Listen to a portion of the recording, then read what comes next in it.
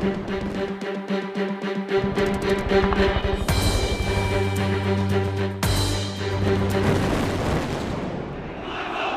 officer, set over me, even to the peril of my life.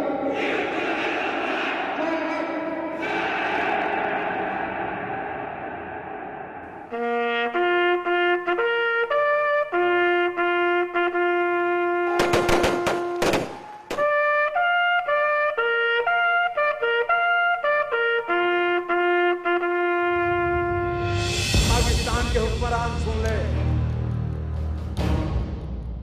हमारे 18 जवानों का बलिदान बेकार नहीं जाएगा।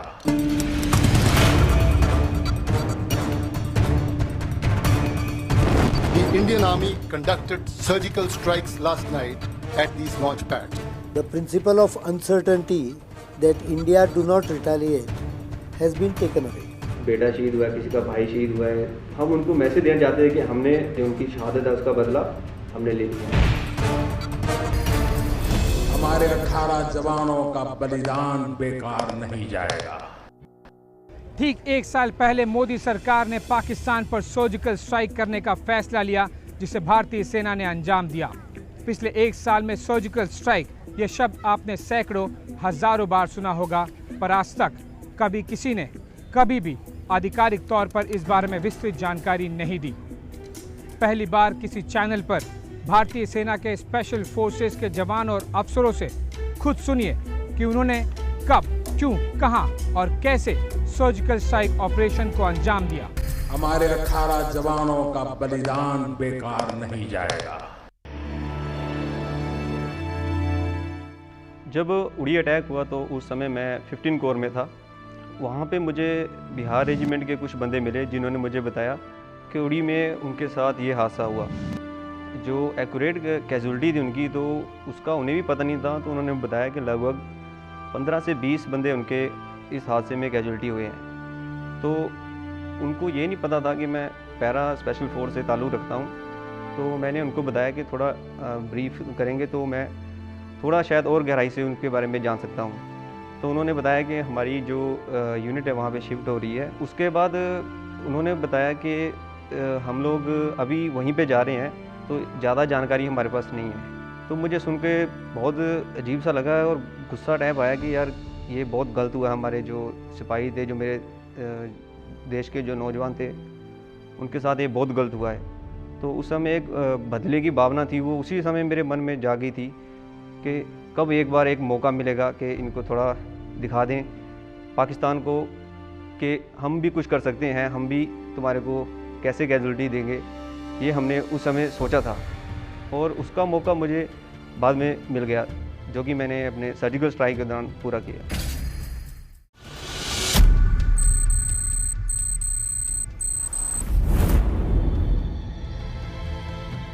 उड़ी में जब अटैक हुआ था तो उस टाइम मैं भी वहीं पे था। जो वहाँ का सिचुएशन था और जब हमने अपनी कैजुअलिटीज़ देखी तो हमारे अंदर एक अलग टाइप का गुस्सा था।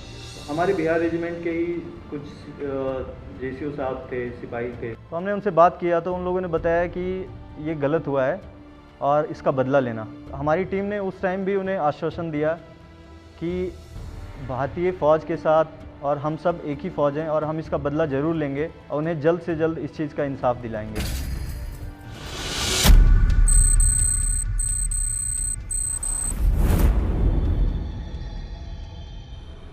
उन्होंने कुछ हटके किया था और वो मतलब एक ख़तरनाक सीन था, तो इसलिए एज ए एसएफ सोल्जर ये लगा कि नहीं, अभी हमारे एक समय आ गया कि हम इन पाकिस्तानियों को कुछ ना कुछ सबक सिखाएं।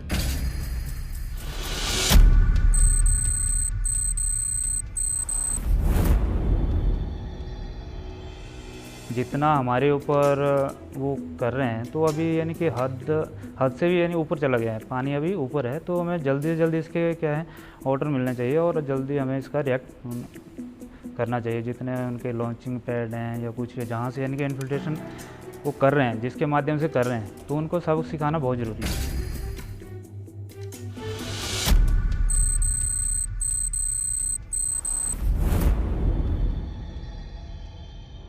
हमने ये सारा हादसा हमने टीवी में देखा, तो जब उन शहीदों की हमने फैमिलियों को रोते हुए देखा तो एक दिल में कांटा सा चुभा कि इसका बदला लेना किसी भी प्रकार से।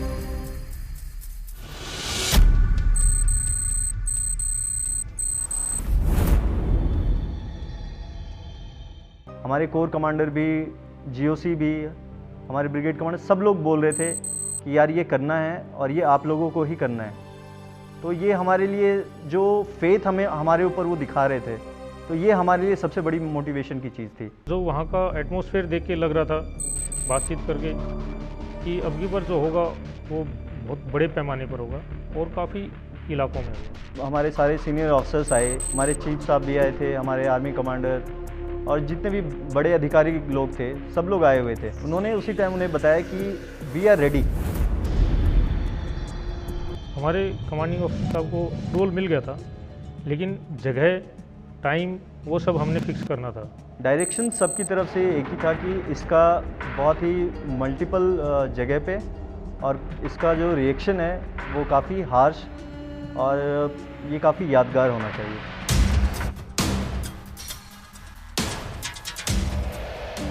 तब तक हमें ये पता नहीं था कि अभी क्या होने वाला है।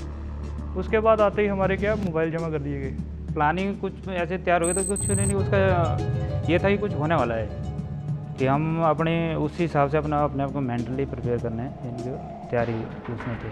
हमारी जो माइंड गेमिंग है, वॉर गेमिंग है, वो हमारी शुरू हो गई थी। जो हमारा सिलेक्शन ऑफ ट्रुप्स, जो हमारा selection of weapons, selection of equipments अगले दिन से ही हमने शुरू कर दिया था।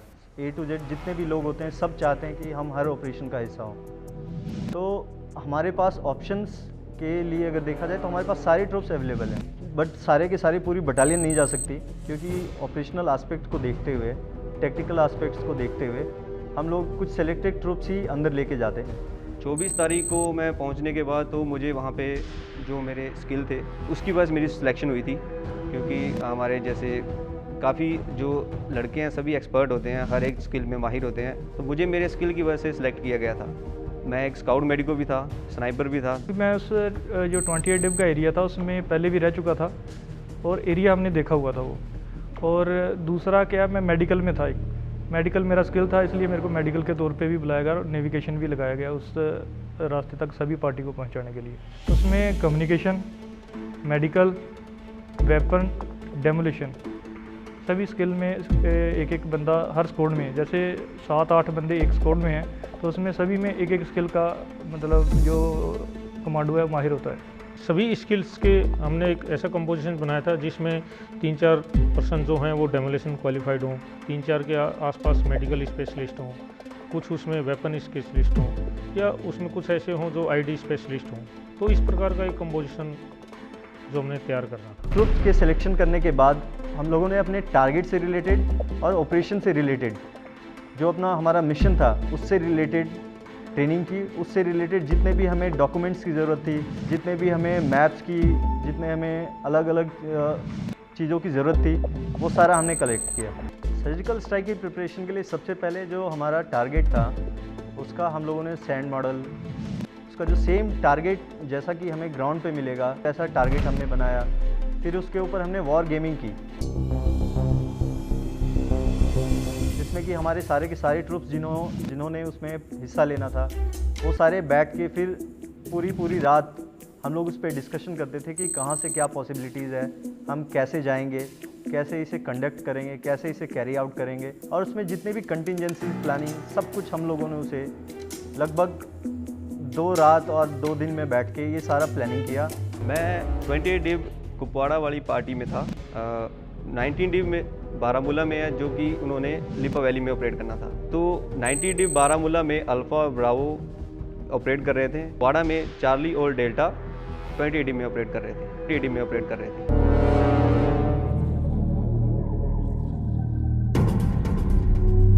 जो हमारी सबसे पहले थी वो हमारी थी प्रिलिमिनरी रेकी। जैसे कि हमारे जो टारगेट्स थे तो उन टारगेट्स पे जाने के लिए हमने लगभग 8 दिन पहले से ही अपनी रेकी टीम जो होती है हमारी CTR जिसे हम बोलते हैं, क्लोज टारगेट रेकी टीम, तो हमारी अलग अलग 4 से 5 क्लोज टारगेट रेकी टीम अलग अलग डायरेक्शंस थे जो हमारे टारगेट की प्रिलिमिनरी रेकी के लिए गई। ये हमारी एक क्लोज टारगेट रैकी पार्टी थी जो लगभग शायद 22 तारीख के लगभग निकल चुकी थी और 24 को दोबारा वापस अपनी लोकेशन में आ गई थी। तो इन्होंने वहाँ पे जाके दोबारा सर्वेलेंस किया, उस टारगेट को अपने ऑब्जर्व में रखा और वहाँ पे देखा कि अभी जो एक लॉन्च पैड जहाँ से मिलिटेंट आगे क्रॉस होते थे और इन्फिल्ट्रेट करते थे वैली में आने के लिए, तो इन्होंने वहाँ पे जो नफरी काउंट की तो मैक्सिमम वहाँ पे 15 से 20 तो उनके जो मुजाहिदीन बोल सकते हैं हम उसको कि मुजाहिदीन थे और बाकी जो 5-7 जो एक रेगुलर आर्मी के टाइप बंदे थे। जब ये टीम हमारी वहाँ पे जाके टारगेट को कंफर्म करके वापस आई, फिर उसके बाद हम पोस्ट के अंदर ही किसी सीक्रेट रूम में जाके फिर हमने वहाँ पे छोटे छोटे स्मॉल ग्रुप्स में एरिया स्पेसिफिक, टारगेट स्पेसिफिक, फिर हमने वहाँ पे उसकी ब्रीफिंग और फिर उसका जो फाइनल जो हमारा प्लानिंग था वो उसे कंडक्ट किया। फिर हमारे सीओ साहब के डायरेक्शंस के अनुसार फिर हम लोगों ने अपना इंडक्शन शुरू किया। फिर उसके बाद जो ग्राउंड पे कमांडर थे जो कि हमारे टीम कमांडर थे, तो टीम कमांडर ने आगे का प्लान बताया। फिर वहाँ से हम लोगों ने हेप्टर के साथ अपना इंडक्शन किया और फिर हम लोग अपने जो डिव लोकेशंस की जो बेसिस थी वहाँ से फिर हमने अपनी गाड़ियाँ ली, जो सिविल गाड़ियाँ भी कुछ एक लगी हुई थी, कुछ एक फौजी गाड़ियाँ भी थी और ये सारा चीज़ जितना भी हमारा इंडक्शन का था ये सब हम लोग रात में कैरी आउट कर रहे थे। तो जितना भी व्हीकल मूव था उनकी सारी गाड़ियों की हम लोगों ने लाइट्स ऑफ कर रखी थी ताकि दूर से किसी को पता नहीं चले कि कोई यहाँ पे मूवमेंट हो रही है। और उसी हिसाब से हमारे जो व्हीकल्स थे वो कैमोफ्लेज भी थे, जो फौजी व्हीकल्स थे और जो सिविल व्हीकल्स थे वो उन्हें वैसे भी पता नहीं चल पाता कि सिविल व्हीकल्स का कि ये किस चीज़ का है। तो जो हमारी मूव थी वो काफ़ी कंसील्ड थी और जितना भी मूव था हमारा इंडक्शन का वो सारा का सारा रात में था। हमारा इन्फिल्ट्रेशन या इंसर्शन जो हमारा था तो वो हमने स्कैटर्ड वे में किया था। हम लोग 3 दिन पहले कुछ पार्टी गई, कुछ पार्टी 2 दिन पहले गई, कुछ पार्टी बिल्कुल लास्ट डे गई जिस रात हमारा। तो जो हमारी सर्विलेंस टीम थी, जो रेकी टीम्स थी, वो हमारी लगभग 3 दिन पहले रात के टाइम पे ही निकल गई। जो हमारी सपोर्ट ग्रुप, जो हमारे बाकी पार्टीज़ थे वो लगभग 2 दिन पहले निकले और जो हमारी स्ट्राइक टीम्स थी वो बिल्कुल एक दिन पहले, लगभग 24 आवर्स पहले उन्होंने अपना मूव किया।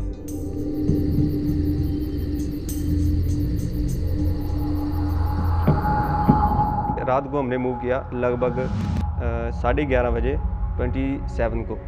तो कुछ पार्टी हमारी 11 बजे निकली, कुछ 11:15, कुछ 11:30, ऐसे हमने छोटे छोटे ट्रुपों में अपनी आगे पार्टियाँ भेजी। तो वहाँ से हम लोग जो हमारी LC की लास्ट पोस्ट थी वहाँ से लगभग आधा किलोमीटर पहले हमारे गाड़ियों ने ड्रॉप कर दिया। वहाँ से हमारे ट्रुप जैसे जो पार्टी पहुँचती थी हम लोग वहाँ से अपना अलग अलग मार्च करते गए। हम लोगों ने लगभग 2 से 3 और कुछ एक टारगेट्स के लिए 3 से 4 रूट का भी सिलेक्शन किया था और उसकी हमने क्लोज टारगेट रेकी भी की। उस रूट पे हम लोग चल के उस रूट पे प्लेसेस आइडेंटिफाई करके आए कि हमें कहाँ से फायर करना है, कहाँ से आइडेंटिफाई करना है, किस जगह पे हमारी सपोर्ट टीम लगेगी, किस जगह पे हमारी स्ट्राइक टीम जाएगी। तो ये सारा हमने अपना डिस्कशंस में और ये सारा चीज़ हमने ग्राउंड पे जाके इंश्योर करके आए थे। वो इतना डिफ़िकल्ट रूट था कि 70 डिग्री या 65-70 डिग्री का ग्रेडियंट था नीचे चढ़ने के लिए। जब हम गए तो हम कंटिन्यू रोप लगाते हुए गए वहाँ पर और छोटी छोटी टुकड़ियों में बिल्कुल प्रॉपर सर्वेलेंस करते हुए कि 1 घंटे में मुश्किल से 100 से 150 मीटर हम मूव कर पाए। सभी का लोड मैनेजमेंट बराबर था। अप्रोक्स 30 से 35 kg वेट था सभी के पास, जिसमें उसका आर्म्स, अम्युनिशन, खुद का इंडिविजुअल का पर्सनल सामान, क्लोथिंग, ये सब उसमें राशन। हमारे स्क्वाड में हम लोग अपना पर्टिकुलर स्क्वाड वेपन्स और अपना पर्सनल वेपन्स कैरी करके गए थे। तो हर एक वेपन का जितना भी एम्युनिशन होता है और जो इस ऑपरेशन के हिसाब से रिक्वायर्ड था वो सारा का सारा एम्युनिशन, चाहे वो मैगजीन्स हो, चाहे वो हमारे ग्रेनेड्स हों, चाहे वो हमारे रॉकेट लॉन्चर्स के राउंड्स हो, तो वो सारा हम लोग इंडिविजुअल, हर एक इंडिविजुअल अपने अपने रक्सैक में कैरी कर लें। हमारे पास पर्सनल वेपन है, असाल्ट राइफल्स हैं अपनी। उसके बाद में स्पोर्ट वेपन में हमारे पास मशीन गन्स हैं, रॉकेट लॉन्चर्स हैं, ये सब है हमारे पास। हमारा इंटरनल कम्युनिकेशन था और इंटरनल कम्युनिकेशन से हमने एक बेस कम्युनिकेशन बनाया हुआ था। बेस से हम अगर हमने कुछ लेना हो तो हम बेस से कांटेक्ट कर सकते थे। बाकी दूसरी टीम से बेस का दूसरी टीम के साथ कांटेक्ट था। UAVs ये काफ़ी हायर लेवल पे, हायर हेडक्वार्टर्स के लेवल पे मॉनिटर हो रहा था, जिसकी जानकारी इवन ऑन ग्राउंड काफ़ी ट्रूप्स को भी या हमें भी काफ़ी वेग नॉलेज ही था, बट हमें पता था कि UAVs विद हायर हेडक्वार्टर जो सबसे हमारा होता है, तो वहाँ से मॉनिटर किया जा रहा था ये सारा का सारा। जब हमने UAV को ऊपर उड़ते हुए देखा तो हमने टीम कमांडर साहब को इन्फॉर्म किया, क्योंकि हमें ये पता नहीं था कि ये पाकिस्तान की है कि हमारी है। फिर टीम कमांडर साहब ने बताया कि ये अपनी है, मतलब हम आड़ ले ली थी, उसको देख के हमने कि सारे के आड़ में हो गई, सारे छुप गए थे। लेकिन फिर टीम कमांडर साहब ने बोला चलते रहो, ये अपनी है। जो हमने ओपन पैच का एरिया था वो हमने क्या लेट लूट के, क्योंकि नीचे से उनका गांव था पाकिस्तान का, उधर से सामने दिखता था, लेकिन जो ओपन पैच था वो हम लेट के उसको रेंग के हमने पार कर दिया था। 28 को रात को 11 बजे के करीब उन्होंने एक हैवी फायर शुरू कर दिया, जो कि उनकी जो रूटीन फायर थी उसमें शामिल नहीं था, क्योंकि हमने पहले उसे टारगेट को देख रखा था। तो वो क्या करते थे, कभी कभी रात को 10 बजे 11 बजे कोई रूटीन नहीं था, पर 2 या 3 राउंड फायर करते थे विद इन 2 आवर्स 3 आवर्स ऐसे में। पर उस दिन 11 बजे के बाद 28 तारीख को उन्होंने काफ़ी मात्रा में फायर करना हमारे तरफ शुरू कर दिया। वो ऐसा नहीं था कि हम डिटेक्ट हुए, वो उनको थोड़ा डर लग रहा था। वो लोग भी ऐसा लग रहा था हमें जैसे उन्हें भी पता हो कि हमारे ऊपर कुछ होने वाला है। तो हम लोग जब रात को मूव कर रहे थे तो वो लोग अपने जस्ट नीचे जो नाला होता है, तो नाले में वो लोग रात में 2-2 round 3-3 round different time intervals पे फायर करते थे। जैसे सेंट्री चेंज होते हैं तो सेंट्री चेंज पे फिर वो फायर करते हैं। तो वो लोग अपना फायर कर रहे थे, और एक रात पहले उन्होंने जो हमारे एरिया में काफ़ी ज़्यादा फायरिंग की थी, तो वो लोग भी काफ़ी डरे हुए थे, वो लोग भी एक्सपेक्ट कर रहे थे। फायरिंग की वजह साइकोलॉजिकल इफेक्ट था। बेसिकली वो लोग भी डरे हुए थे कि शायद उनके ऊपर कुछ होगा, तो वो पहले ही फायर करके दिखाना चाहते थे कि हम लोग तैयार हैं और यहाँ पे कोई नहीं आ सकता है। तो वो हमें डराने के लिए भी और खुद के दिल से डर निकालने के लिए भी फायरिंग कर रहे थे। हम 28 तारीख को लगभग 10:30-11 बजे उधर जहाँ हमारा टारगेट था उससे 200-300 मीटर पीछे थे। पीछे हमने होल्ड किया और उधर से हमने क्या दोबारा रेकी करना शुरू कर दी उनकी। हम लोग उनके सेंट्रीज को हम लोग देख पा रहे थे, उनकी पेट्रोलिंग पार्टी जो घूम रही थी, तो उनके हथियार जैसे कि वो पीछे लेके घूम रहे थे अपने बैक पे। तो ये हम लोग ये सारा चीज़ ऑब्जर्व कर रहे थे। बस हमने जो डिसाइड किया था कि इस पर्टिकुलर टाइम पे हम लोग अपना स्ट्राइक करेंगे, तो हम लोग बस उस अपॉर्चुन टाइम का वेट कर रहे थे। जब अपॉर्चुनिटी की बात आएगी, जब हमें स्ट्राइक का टाइम आएगा, हम अपने टाइम के हिसाब से अपना सारा चीज़, अपना सारा एम, सब लोग एक साथ जहाँ पे भी हमें स्ट्राइक करना है उस चीज़ को देखते हुए फिर हम स्ट्राइक करेंगे। जैसा कि ये पोस्ट LC से ज़्यादा दूर नहीं था, तो यहाँ पे उनके मिलिटेंट्स आके यहीं से लॉन्च भी करते हैं वो। तो जैसा कि हम लोगों ने देखा, जैसा मेरे सामने जो विजुअल था, बाकी टीमों का अलग अलग विजुअल था। जो सपोर्ट ग्रुप था तो वो लोग हो सकता है कि किसी अलग डायरेक्शन से देख रहे थे, हम लोग किसी अलग डायरेक्शन से देख रहे थे। तो उनको 10 से 12 और हमें अलग से 10 से 12, मतलब अलग अलग। तो हमने आपस में देखा कि ड्रेस किस टाइप का है, इससे हम स्ट्रेंथ का पता लगा सके कितने लोग हैं वहाँ पे। तो उस हिसाब से हमें अलग अलग, जितनी 7-8 पार्टियाँ थी, तो उनको अलग अलग जगह से अलग अलग एंगल से देख रहे थे। तो हमें पोस्टों के बाहर घूमते हुए काफ़ी लोग नज़र आ रहे थे। जैसा कि टारगेट का जो लेआउट था, तो उसमें बहुत सारे उनके सेंट्री पोस्ट थे, उनके लिविंग एरिया थे, फिर रोड के दोनों साइड में टारगेट था। तो टारगेट में जैसा कि 2-3 दिन पहले हमने देखा कि 8 से 10 गाड़ियाँ आई, वहाँ से काफ़ी स्ट्रेंथ वहाँ से नीचे उतरी, और वो स्ट्रेंथ रोड के हमारी साइड में जंगल की तरफ वाले कुछ स्ट्रक्चर्स में वो वहाँ पे रुके हुए थे। तो जैसा कि हम लोग देख रहे थे कि ये पर्टिकुलर लोकेशन से जहाँ पे ये लोग रुके हुए हैं, और हम लोग उस टारगेट को क्लोजली मॉनिटर कर रहे थे कि हरकत किस हिसाब से कर रहे हैं। तो जैसा उनका तरीका था हथियार कैरी करने का, तो वो अपने बैक पे, तो शायद वो मुजाहिद या उनके जो इरेगुलर फोर्सेस होंगे शायद वो होंगे।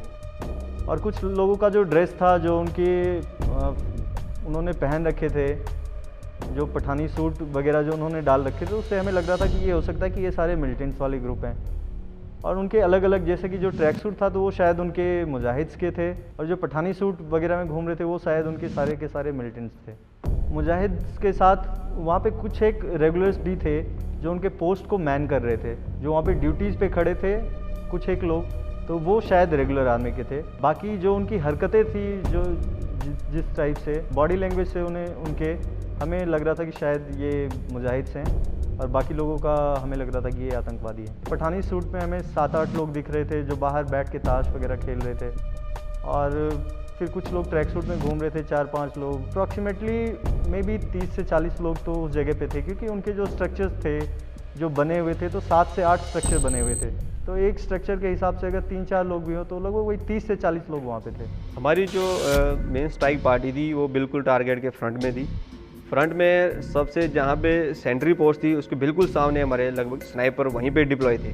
जो मेन था कि संतरी को साइलेंट करना है, उसके दोनों तरफ हमारे रॉकेट लॉन्चर वाले डिप्लॉय थे, ताकि अगर वो उस पोस्ट में कोई और भी होता है कि एक बंदा साइलेंट कर दिया, हो सकता है उसके बगल में दूसरा सोया हो या दूसरा रिएक्शन के लिए पहुंच जाए, तो उस पोस्ट को ही बर्बाद करने के लिए स्नाइपर के दोनों बगल में हमारे जो रॉकेट लॉन्चर थे वो डिप्लॉय थे।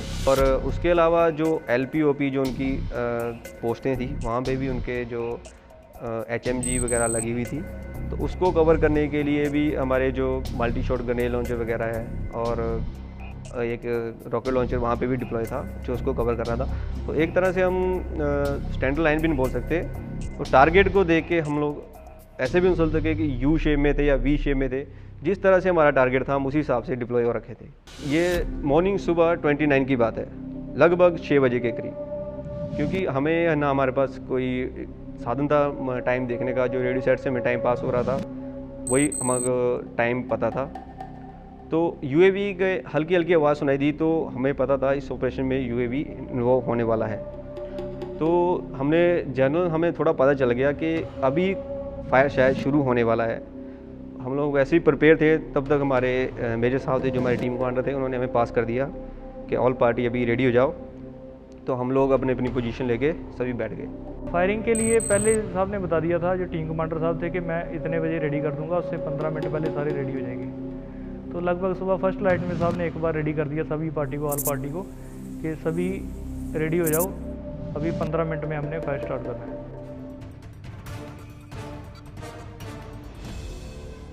जैसे ही फायर शुरू करना था तो टीम कमांडर साहब ने एक बार ऑल स्टेशन और गो 3, 2, 1 गो के ऊपर हमारा फायर शुरू हुआ।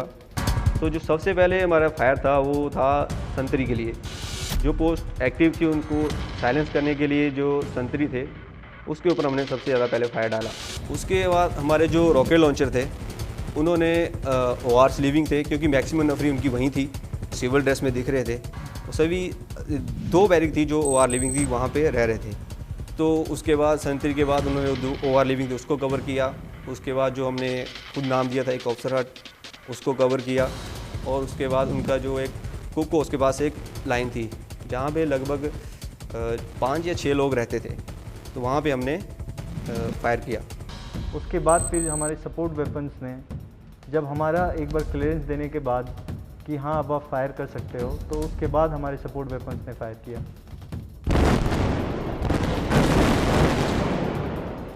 सपोर्ट वेपन्स का फायर उनके ऊपर हम लोगों ने इसलिए किया ताकि वो वहाँ से निकलें और जो भी अंदर हैं वो भी बाहर निकल के भागने की कोशिश करें, और फिर हम उन्हें अपने क्लोज रेंज में उन्हें एंगेज करते हैं।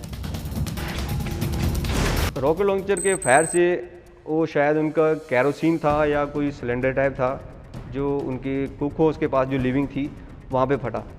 फटने के बाद उस पूरी OR लिविंग में आग लग गई, जो कि हमें अपनी आंखों से भी दिख रही थी और काफ़ी दूर से भी देखी जा रही थी कि बहुत बड़ी बड़ी आग निकल रही है, धुआं निकल रहा है वहाँ से। तो उसके अलावा उनके जो कुछ बैरल रखे हुए थे वहाँ पे जो तेल के लिए थे, शायद कुछ खाली भी थे उनमें, तो कुछ राउंड उनके ऊपर फायर किए ताकि और इम्पैक्ट मिले और धमाका हो तो और ज़्यादा शॉक में जाए। तो वहाँ पे उनके ऊपर फायर हुआ। उसके बाद वहाँ पे आग लगी और फिर लगभग हमने 10 से 15 मिनट के बीच में हमने फायर किया, 10 से 15 मिनट। तो वहाँ से फायर करने के बाद जो हमारी सबसे आगे पार्टी थी उसने लगभग 5 से 7 मिनट के अंदर अपना फायर ख़त्म किया। वो वहाँ से पीछे इवैक्यूएट हुए। पीछे आने के बाद उन्होंने दोबारा आली जो उसके स्पॉट में जो स्पॉटिंग ग्रुप था हमारा, उसने दोबारा फायर शुरू किया। जब उन्होंने 4-5 मिनट लगभग फायर किया तो वो पीछे हटे, फिर दोबारा से इस ग्रुप ने फायर शुरू किया। जो कॉन्टैक्ट का हमारा ड्यूरेशन था, जो टाइम बहुत ही स्विफ्ट इंगेजमेंट था, अराउंड 15 से 20 मिनट का। उसके बाद फिर हमारी सपोर्ट टीम उनके ऊपर फायर डाल रही थी और जो हमें रिट्रीव करने की कोशिश कर रही थी, क्योंकि फिर उनके भी फायर शुरू हो गए थे, उनके भी पीछे के पोस्टों से फायर शुरू हो गए थे और उन्होंने भी मोटर्स और हैवी कैलिबर के वेपन्स उन्होंने फायर करने शुरू कर दिए थे। हमारा लगभग 12 से 15 मिनट तक हमने फायर किया था, जो कि 12 से 15 मिनट तक हमने बहुत ज़्यादा तादाद में फायर कर दिया था। पोस्ट का जो हालात थे इस हालात से लगा नहीं कोई बचा होगा, उसके अंदर यानी कि लगभग 10 से 15 के बीच तो नजरें हो गई है। तो वहाँ पर कुछ बचा नहीं, पूरा आग धुआं सब, और 12 से 15 वहाँ पर जो थे ऑन स्पॉट 7-8 तो वहीं ख़त्म हो गए थे। मेरे ग्रुप में जो हमारा 4 बंदों का ग्रुप था, तो वही 7 से 8 लोगों को हमने वहाँ पे इंगेज किया था। तो उनकी 3 बैरिक हमने क्या वो बर्बाद कर दी थी, और एक उनका रिक्रेशन रूम था उसको भी बर्बाद कर दिया था। हमारे सपोर्ट वेपन्स भी फायर कर रहे थे, हमारे बाकी लोग भी थे, उन्होंने बंकर्स भी, बहुत सारे फुल डंप्स वगैरह ब्लास्ट हुआ।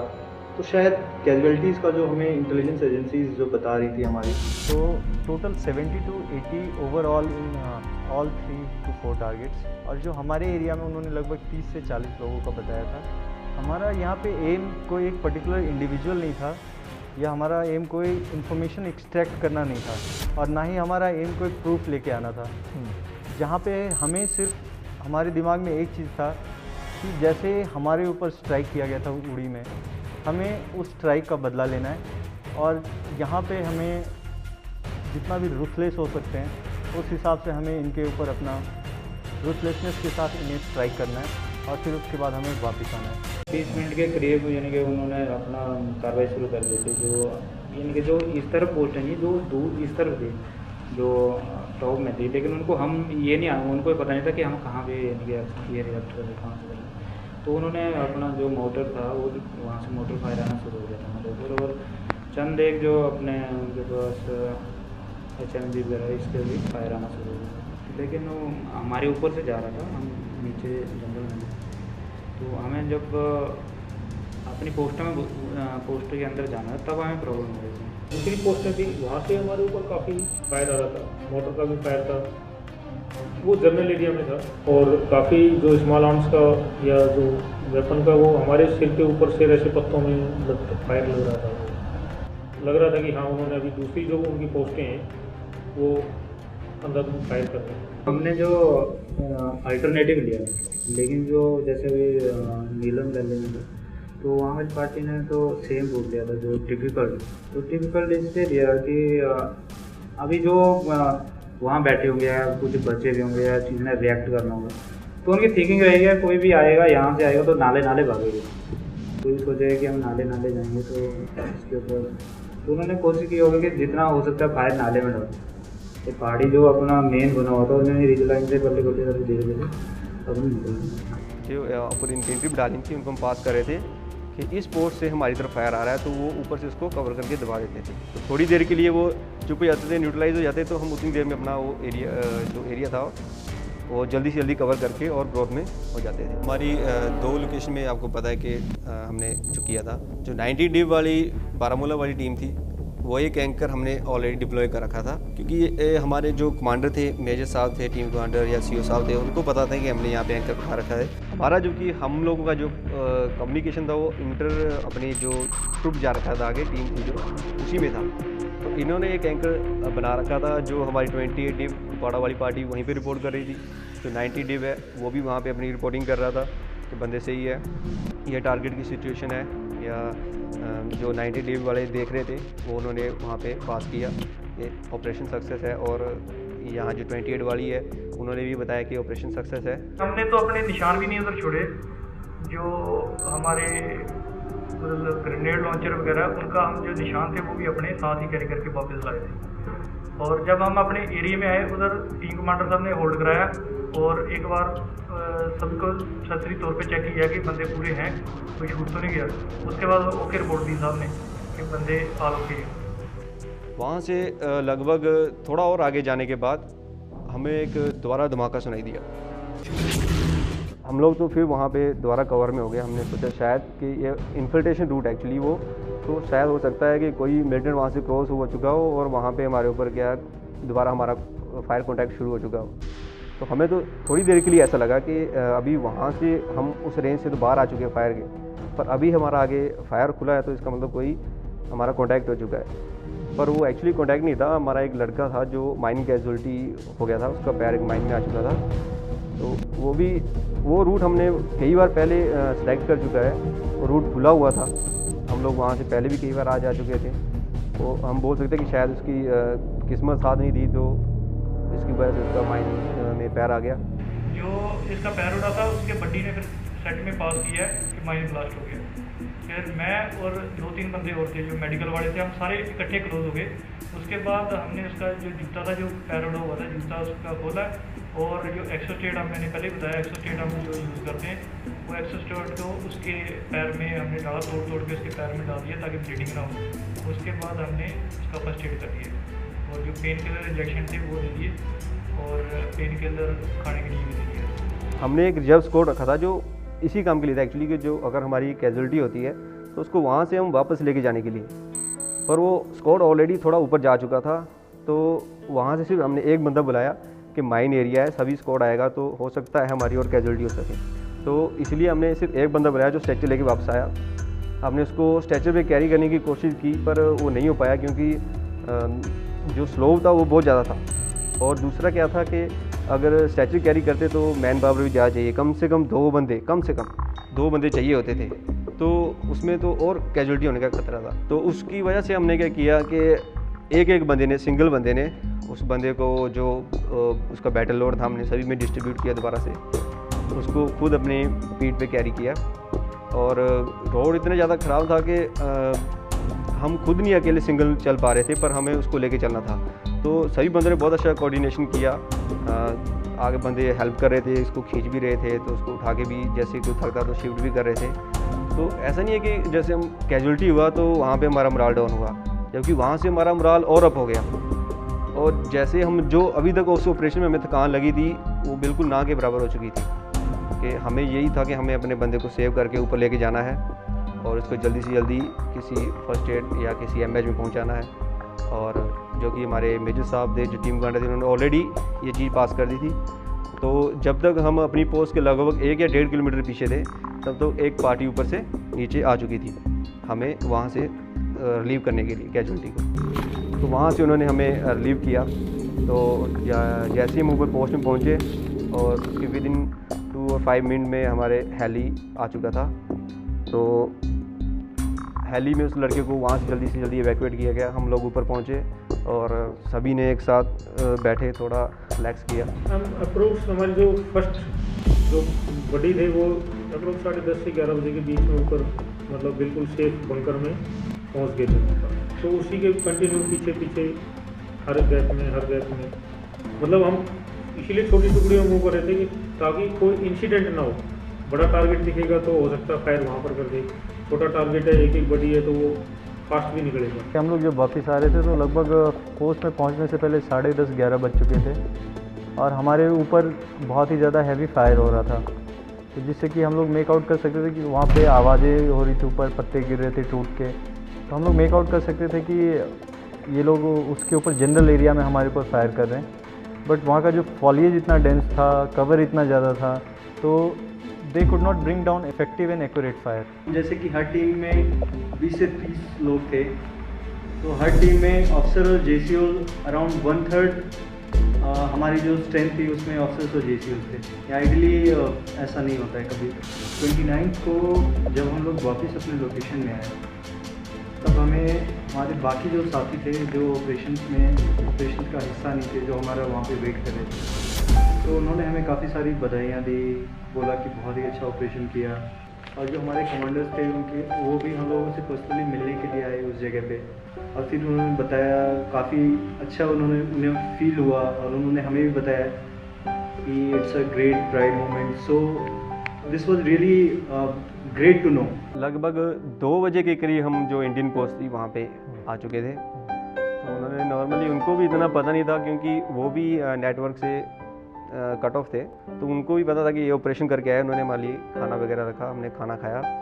तो वहाँ से लगभग 5:30 के करीब हम लोग शाम को 29 को हम वहाँ से मार्च कर गए। तो ब्रिगेड हेडक्वार्टर में हमारे को दोबारा से रोका गया। तो उस समय हमें तो ऐसा लग रहा था कि चल थके हैं, थोड़ा अपनी लोकेशन में जाएंगे, आराम से रिलैक्स करेंगे, पर उस समय हमें ब्रिगेड में रोका गया तो सभी कुछ हमें अलग से तरीके से देख रहे हैं। वैसे तो अगर हम कहीं जाते हैं तो वैसे पैरा को तो सभी अलग से देखते हैं, पर क्या था उस दिन कुछ ज़्यादा ही अलग से देख रहे हैं। सभी देख रहे हैं गुड सर अच्छा काम करके आए, वेरी गुड सर बहुत तगड़ा ऑपरेशन किया। तो हमने सोचा हमें अपने ऑपरेशन के बारे में इतना पता नहीं जितना ये बोल रहे हैं कि आपने बहुत तगड़ा ऑपरेशन किया, इतने बंदे कैजुअलिटी कर दिए उनके और इतने टेररिस्ट जो कैंप थे उड़ा दिए। तो तब तक हमें कुछ पता नहीं था। एक ब्रीफिंग हॉल था, वहाँ पे ब्रिगेडियर साहब हमारे से मिलने आए, उन्होंने सभी को बधाई दी कि बहुत अच्छा ऑपरेशन किया, सक्सेस रहा।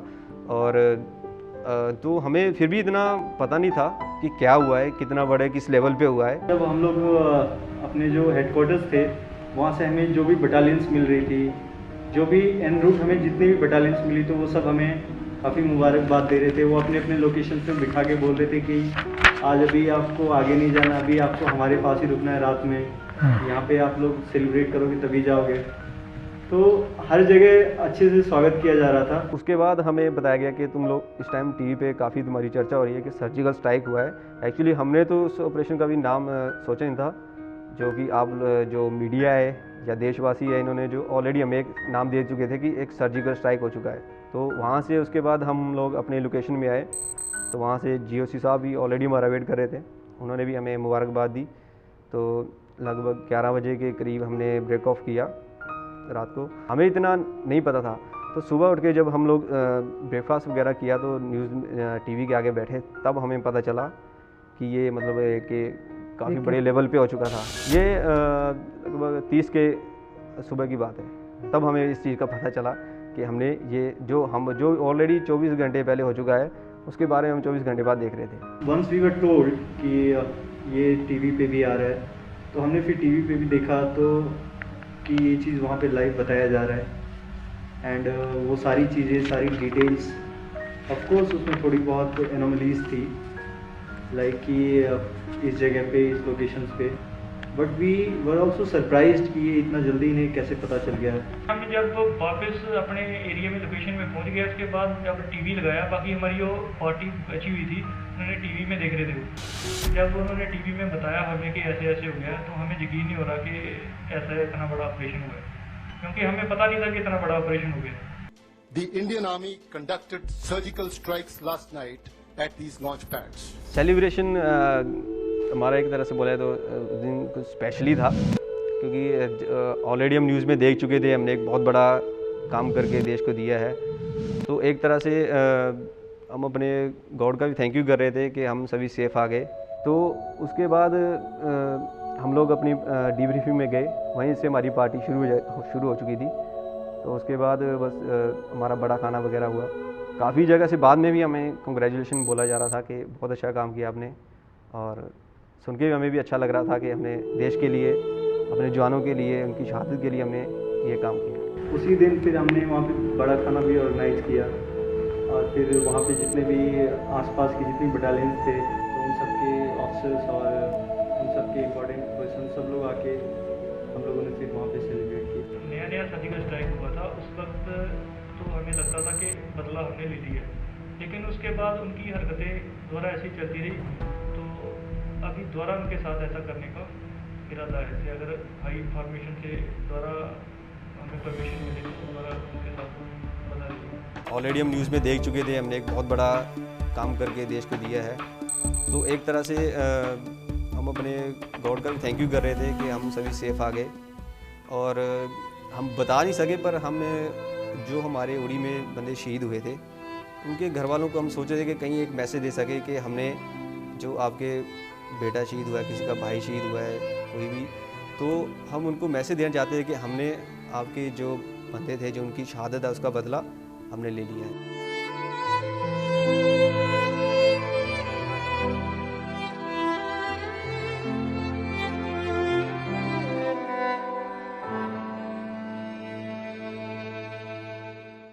लगभग हमने 2 दिन तक अपने मोबाइल्स किसी को हमने नहीं दिया, ताकि थोड़ा सा ये डाई डाउन हो जाए ये मैटर, बिकॉज ये काफ़ी ज़्यादा मीडिया में चर्चे की चीज़ थी, और मैं नहीं चाहता था कि किसी की फैमिली या किसी को थोड़ा डिस्टर्बेंस हो किसी भी साइड से, और उनका मोबाइल ट्रैक किया जाए या टैप किया जाए और किसी के लिए बाद में कोई प्रॉब्लम हो।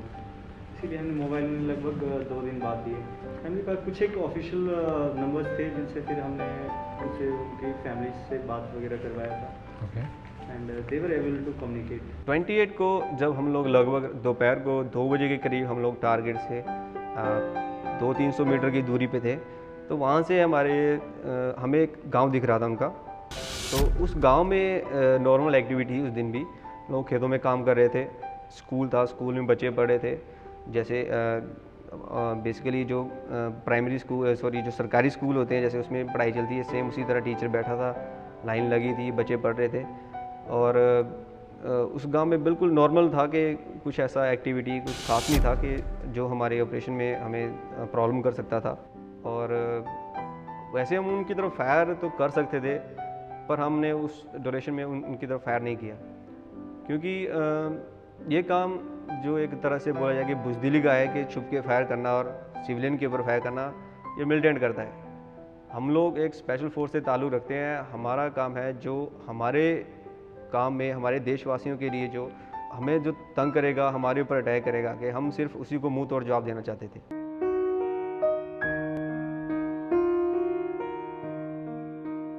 ये कैपेबिलिटी इंडियन आर्मी की थी, है और आगे भी रहेगी। तो इसके आगे भी इस प्रकार का कोई स्ट्राइक होने की गुंजाइश नहीं है, ऐसा भ्रम किसी के मन में नहीं रहना चाहिए। Indian Army is capable of doing even a bigger exercise with higher firepower capability. I appreciate the discipline the Prime Minister keeps. He virtually took all that offensive. There was abuses virtually thrown at him. I had to also face abuses, but उनके तरफ ज़्यादा कहाँ गई वो 56 inch की छाती, ऐसे type के very insulting remark, but he didn't get provoked. He didn't reveal anything. I think that discipline needs to be learned by everyone. आपने सुनी सर्जिकल स्ट्राइक की पूरी कहानी उन जवानों और अफसरों की जुबानी जिन्होंने खुद सर्जिकल स्ट्राइक ऑपरेशन को अंजाम दिया। ठीक 1 साल पहले जब इंडियन आर्मी के DGMO lieutenant general Ranbir Singh ने पाकिस्तान पर सर्जिकल स्ट्राइक के ऑपरेशन के सक्सेसफुल होने का अनाउंसमेंट किया था, तब विपक्षी दल से लेकर पाकिस्तान तक ने सर्जिकल स्ट्राइक के सबूत मांगे थे। इंडिया न्यूज़ उरी में मारे गए उन सभी जवानों की शहादत को नमन करता है और उन जवानों और अफसरों की वीरता को जिन्होंने सर्जिकल स्ट्राइक ऑपरेशन को अंजाम दिया सलाम करता है। जय हिंद।